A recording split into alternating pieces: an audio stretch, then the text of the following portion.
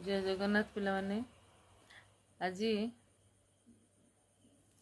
तुम मानकर गोटे नुआ क्लास आरंभ करवा समस्त को साहित्यायन चैनल को स्वागत करुच्ची।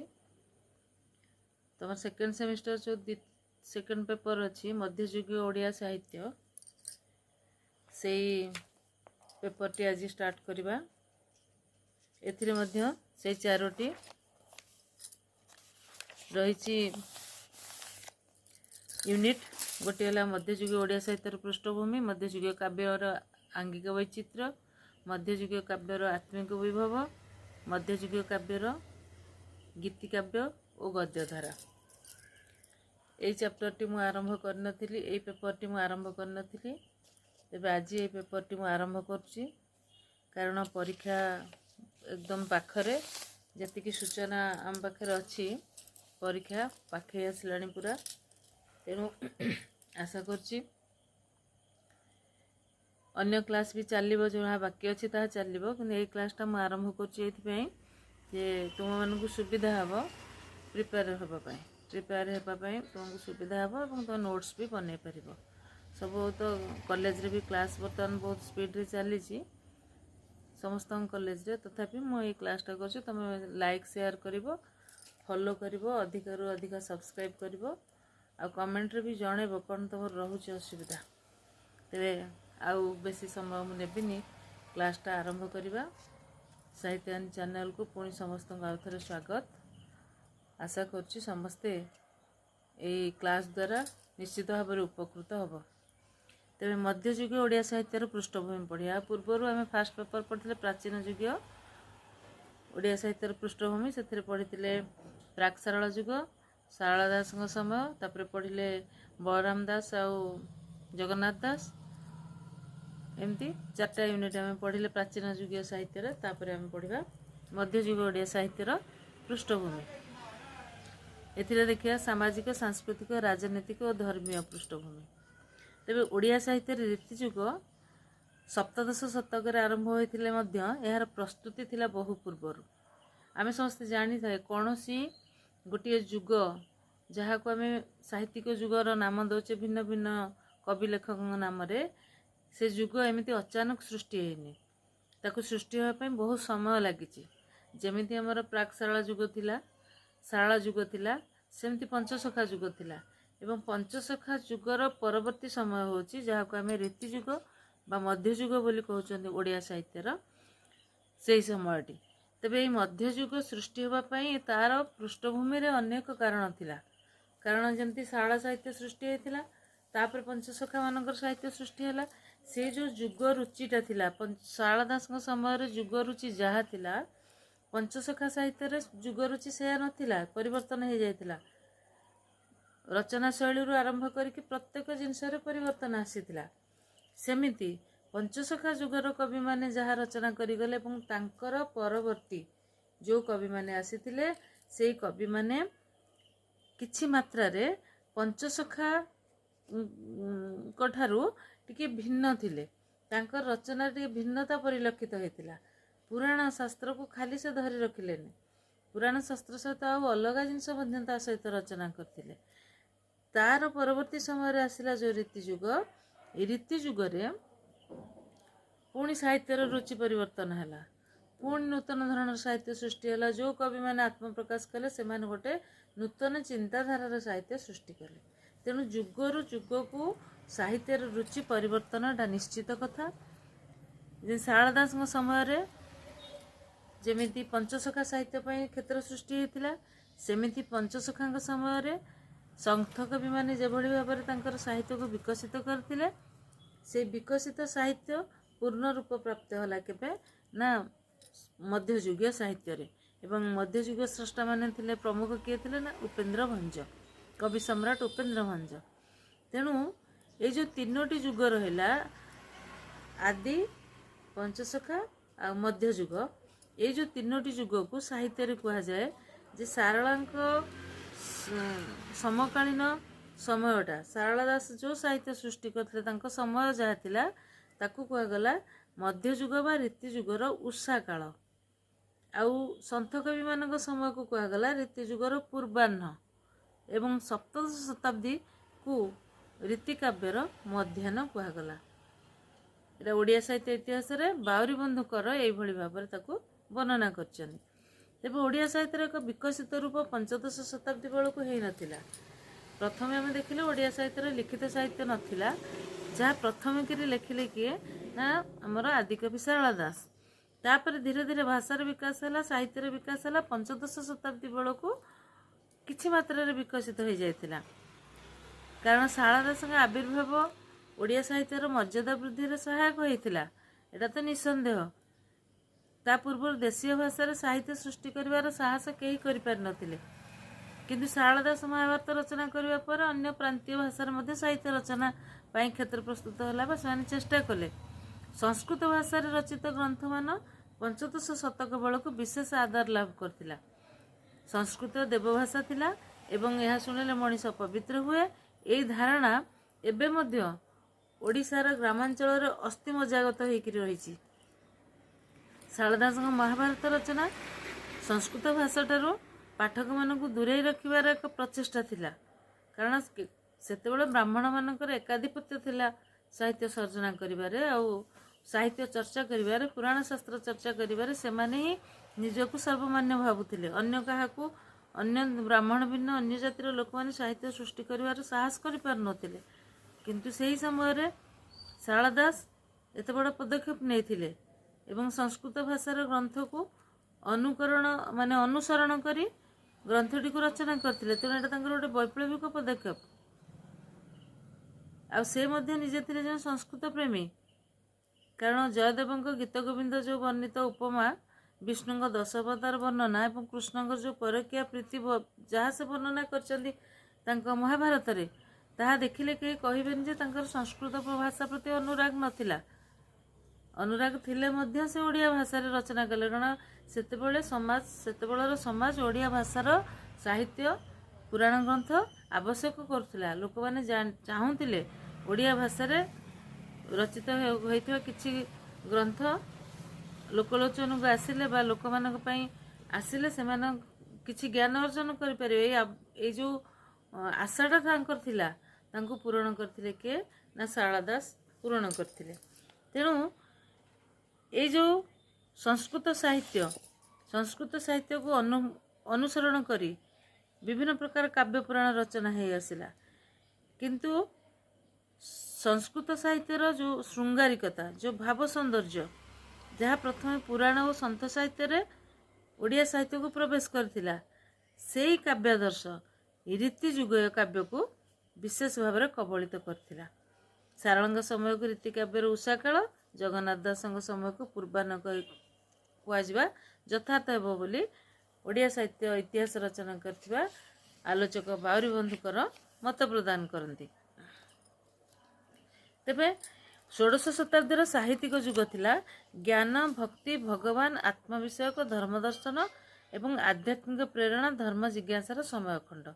से समय रे जेहेतु उत्कल आमर थिला पवित्र धर्मपीठ, श्री जगन्नाथ धाम पुरुषोत्तम क्षेत्र को आहुरी गुरुत्व दिया जाउतिला एवं सेठाकू धर्मध्वजाधारी भिन्न भिन्न धर्मध्वजाधारी साधु सन्थ धर्म प्रचार करने उद्देश्य रे सेठी आसी पहुँचुथिले। आउ सेमान सब थिले बहिरागत बौद्ध जैन नाथ सौर शाक्त गणपत्य गौड़ीय पंच वैष्णव धर्म ये सबू उत्कलीय वैष्णव धर्म अर्थात श्री जगन्नाथ धर्म सहित मधुर समन्वय भाव स्थापन करथिले। सेमाने प्रथमे आसुथिले तांकर धर्म प्रचार करिया पई, परवर्ती समय सेमाने जगन्नाथ धर्म सहित समन्वय स्थापन करथिले। द्वादश शताब्दीर कवि जयदेव जो गीत गोविंद रचना करथिले सेथिरे जो राधाकृष्णकर काव्यिक छंदाप्लुत प्रेमलीला, षोडश शताब्दीर प्रारंभ में श्री चैतन्यकर जो उत्कल आगमन एवं गौड़ीय वैष्णव धर्म प्रचार करवा, तापरे राय रामानंद मधुर प्रेमलाभ संबंधी तत्व दीक्षा ग्रहण करवा, यही सबू घटना गुड़िक उत्कल भूमि रे धार्मिक आंदोलन को आहुरी स्पष्ट कला एवं जीवंत रूप देथिला।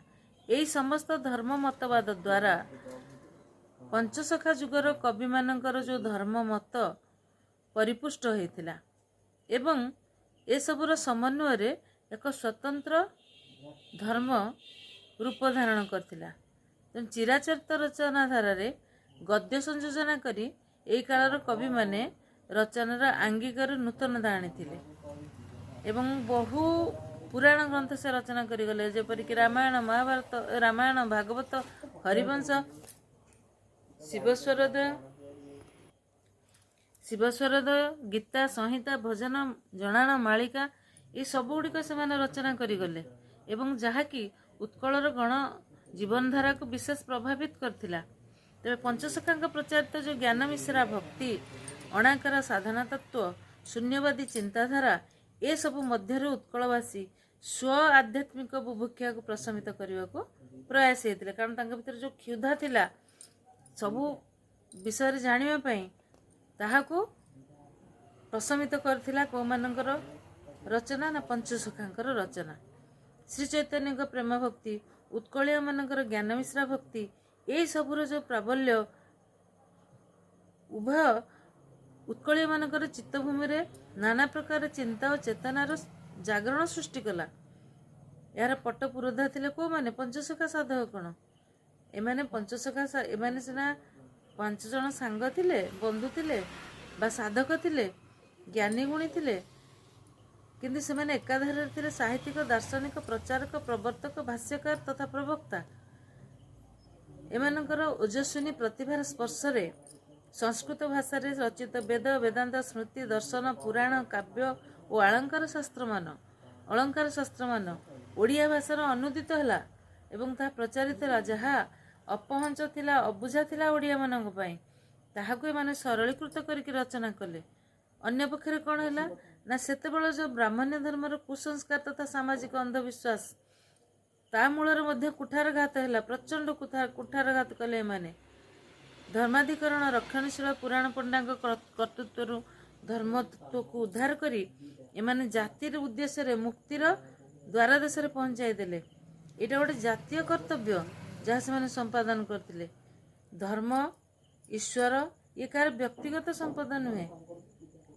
जो माने कि तांको कबलित करी रखिथिले ताहाकू एमाने एई जो साधक गण मुक्त करदेले। एटा थिला तांकर गोटे विराट बड़ कर्तव्य। ए काव्य गुड़िकर निरोला ओडिया मौलिकता मध्य स्पष्ट भाव में देखा मिलला। तेणु आलंकारिक संस्कृत काव्यर प्रभाव ए सब को मुक्त करी स्वतंत्र भाव में रचना करथिले। एई ऊपर बहु गवेषक भिन्न भिन्न मत मध्य प्रदान करती। तेणु एइभଳି भाबरे ओडिया साहित्य रे रीतिजुगर जो समय आसिला से देखा मिलला वर्णना, छंद वैचित्र्य आ 16 शताब्दीर पंचसखा कवि माने तांकर साहित्य साधना करुवा समय रे क्रमे क्रमे से ही साहित्य टिके परिवर्तन आसिला। तांका परवर्ती जो कवि माने आसिले से माने मध्ययुगीय कवि बोलाउ नथिले। से माने से 16 बा पंचसखा जुगर शेष समय कवि। से जुग जो सरी सरी आसुला से समय जो कवि माने आत्मप्रकाश करथिले से माने थिले शिशुशंकर, देवदुर्लभ एई कवि माने थिले। एई कवि मानकर लेखनी रे जो परिवर्तन देखा मिलता, जो अलंकार, छंद, काव्यशल्प, शिल्प नैपुण्य जो देखा मिलता ताहा थिला पंचसखा साहित्य ठारू भिन्न आउ टिके अलग प्रकार रो। ता परवर्ती आसीगले को माने ना मार्तंडीय मुख्य 3 जण कवि सम्राट उपेन्द्र भंज, विदग्ध कवि अभिमन्यु सामंत सियार, कल्लोळ कवि दीनकृष्ण दास, कवि सूर्य, बलदेव रथ एई माने सब आसीगले। एमाने समस्त एई पृष्ठभूमि विराट बड़ काव्य साधना कले। देशीय भाषा शाला दासंठार साहित्य रचनार परंपरा सृष्टि होते मध्य राजदरबार ठार आरंभ कर साधारण जनता पर्यंत मधुर संस्कृत समरचनार लोभ को कहीं एड़ाई पार नथिले। तेणु सप्तदश शताब्दी रे एहीपरि संस्कृत प्रतिस्पर्धी रीतिकाव्य रचनार आवश्यकता अनुभव करथिले को माने ना दीनकृष्ण, उपेन्द्र, सदानंद, कबीर सूर्य, बलदेव रथ प्रमुख कवि माने। सेमाने मध्य उपलब्धि है सेमानंकर जे नाई एभली संस्कृत प्रतिस्पर्धी रीतिकाव्य रचना करबा आवश्यक। तेणु आरंभ है नूतन युग। ओडिया मध्यकालीन साहित्य व रीतिजुगर बर्तमान आम समय सीमा देखा कौ समय को रीतिजुग बा मध्ययुग बा उपेन्द्र भंजक जुग बोली नामित करा जाउछि। आम जानी जेकोसी देश हो जाति हो वंश हो से सबू विषय जानापी सम्यक धारणा आसवाई हेले जेकोसी साहित्य इतिहास संपृक्त साहित्य संबंध में यथेष्ट आलोकपात करता है। तेणु प्रत्येक साहित्यर एक पूर्णांग तथा निर्भुल इतिहास रहिबा उचित, कारण देश जातीय बा वंशर इतिहास रे आलोचनार सुगमता निमित्त अधिक विवरणी को कालानुक्रमे विभिन्न विभाग में विभक्त करा जायଥାଏ। जेभଳି कि साहित्यर इतिहास मध्य कालानुक्रमिक भाव में ताकू लिपिबद्ध करके रखाई, कारण साहित्य होची समाजर प्रतिच्छवि। समाज रे जेतेबेले जो प्रकार परिवर्तन घटना कहीं ताहा साहित्य प्रतिफलित होता है। तेणु विभिन्न सामाजिक राजनैतिक अर्थनैतिक परिवेश रे परिवर्तन जेतेबेले आसीची ताहार सीधासलख प्रभाव साहित्य उपरे आसी एवं साहित्य आभिमुख्यर रूप में मध्य परिवर्तन आसीची।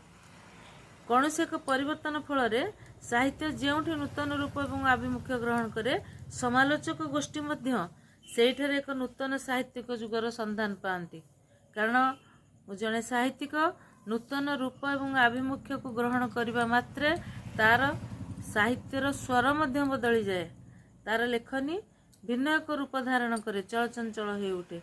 तेणु से पूर्व समय रचना एवं से समय रचना भितर जो तफातटा अनुभूत हुए ताहाकू समालोचक गोष्ठी एक नूतन साहित्य नूतन जुग रुचिर साहित्य भाव में ग्रहण करथांती एठारू गोटे नूतन जुग सृष्टि है दुईटी जुगर संधिक्षण बोली से समय को ग्रहण करा जाए। तेणु नूतन साहित्यिक जुगर संधान जेतेबेले समालोचक माने पाई जाती सेतेबेले सेमाने ताकू विभक्त करथांती विभिन्न जुगरे विभिन्न नामरे। साहित्यर शैली और भाव संपदर स्वातंत्र प्रदर्शन मध्य से समय सहज होता है। नहले जदि कौन कौन प्रकार संकेत साहित्य रचना भितर न था ताहले समय जो अखंड प्रवाह रही ता भितर नूतनतार जो चिन्ह ता निश्चिन्न हो जाता, नूतनतार जो स्वर ता निश्चिन्न हो जाता। यार सत्ता को स्पष्ट रूप से कहीं निर्धारण कर पारते ना, कष्टकर हो पड़ता। तेबे यही न्याय ओडिया साहित्य मध्यकालीन जुगर समय सीमा को निर्धारण करा जायछि। को हिसाब ना पृष्ठभूमि को आधार करके विभिन्न समालोचकगण निजर पांडित्य तथा साहित्य अनुरागरू तत्कालीन सामाजिक सांस्कृतिक राजनीतिक परिस्थिति को दृष्टि रखी काल निर्देश करछन्ती। से सब विद्वान मान मतामत को आम संक्षेप टिके जानिबा जे को माने मत देइछन्ती कोठु को पर्यंत होछि मध्ययुग बोली। गवेषक तारिणी चरण रथ तांको पुस्तकर ना हल उत्कल साहित्यर इतिहास सेथिरे से सप्तदश शताब्दीर समय सीमा को 1700 रु 1850 ख्रीष्टाब्द मध्य रखिछन्ती एवं नामकरण करछन्ती उपेन्द्र बा काव्य जुग। उपेन्द्र भंजक रचनावली ओडिया साहित्य को आशातीत भाव में समृद्ध करथिबारु एइभली नामकरण करा जायथिबा आशा करा जाए बा तारिणी चरण रथ मत दियंती। तबे देखिए तापर अपर्णा पंडा तांकर उत्कल साहित्य इतिहास रे जहाँ प्रकाश पाइथिला 1925 मसीह रे तार द्वितीय खंडर मुखबंधन मध्य एई समय सीमा को कहिसेंती काव्य जुग बोली, कारण एई जुगर मुख्यतः काव्य रचित होइछि सेथिबे एहर नाम होछि काव्य जुग।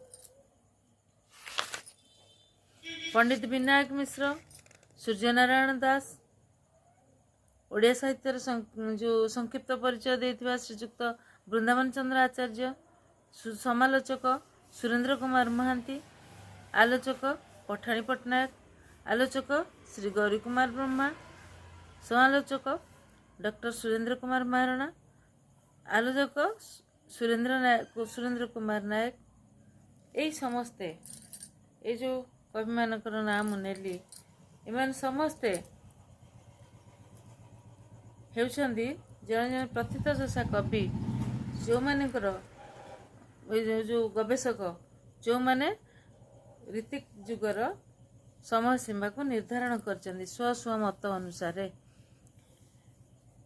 तेबे ओडिया रीतिकाव्यर भित्ति और भूति गोटे पुस्तक रही जार रचयिता हेले आलोचक सुरेंद्र कुमार नायक।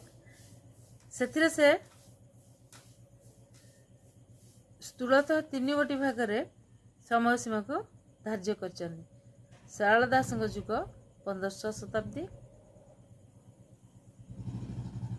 तापर प्राकृति युग 1500 शताब्दी 1700 शताब्दी, रीति युग है 1800 शताब्दी आधुनिक युग पर्यंत माने अद्यावधि मध्य।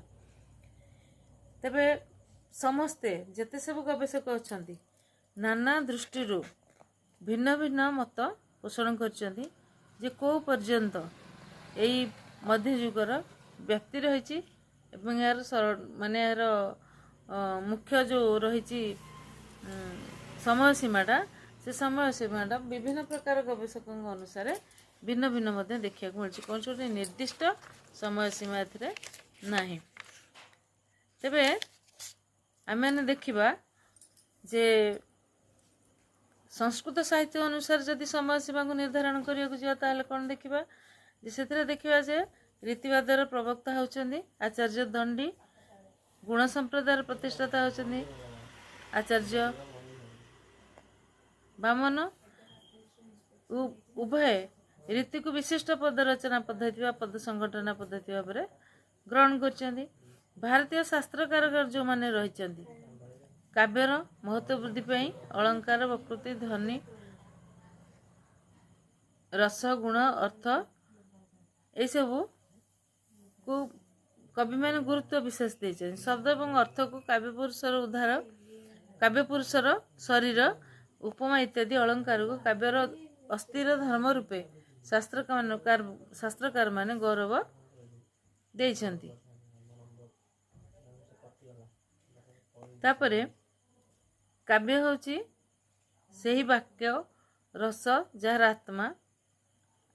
बंडी आचार्य भूल कहले आचार्य दंडी तांगर काव्यादर्श रे अलंकार को ग्रहण करछन्ती एवं काव्यर शोभा प्रदानकारी उपादान रूपे से गुडी को शामिल करछन्ती रचना भितर।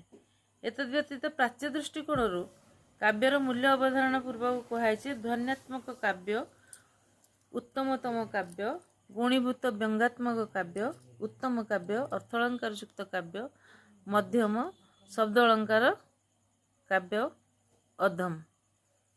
किंतु रीति साहित्य जुगरे यही 4 प्रकार काव्य रचना करा जायछि। स्वतंत्र शैली रे रीति जुगरे काव्य आत्मप्रकाश करथिला। से जुगर कवि पंडित उपरे से थिले उपेन्द्र भंज जो माने कवित्व प्रकाश करी काव्य रचना करथिले ताहातिरा शास्त्र समस्त गीता अभिधान कोशग्रंथ प्रति शास्त्र अध्ययन रे अनुराग थिला एमानकर प्रबल। रसवाद रीतिवाद अलंकारवाद ध्वनिवाद वकृतिवाद यही सब गुड़िक ए जुगर काव्य भावना को प्रकाश करथिला। तेणु ओडिया भाषा संस्कृत साहित्य शास्त्र 5 गोटी भावचेतना यही समय कवि प्रकाश करथिले बोली वर्णना रही। आ श्रृंगार रसर प्राबल्य मध्य अधिक थिला।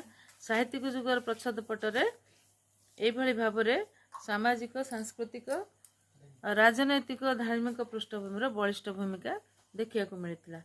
ताहले रीति जुगर साहित्य आलोचना पूर्वर आमको तार समकालीन जीवन समाज जीवन सांस्कृतिक वातावरण राजनैतिक परिस्थिति तथा धार्मिक चिंताधारा संपर्क में आलोचना करने निहाती जरूरी मन हुए। कारण पृष्ठभूमि न जानिले आमे आगू कौन पाठ ठीक भाव में बुझीपर ना। तेणु आज यही क्लास टी एतिक थाओ। क्लास को ठीक भाव में शुणिम भर सर्ट टाइप क्वेश्चन निजे बाहर करिवो एवं रेगुलर क्लास को देखिबो। रहिली साहित्यान चैनल को सब्सक्राइब करिवो, शेयर और कमेंट करिवो।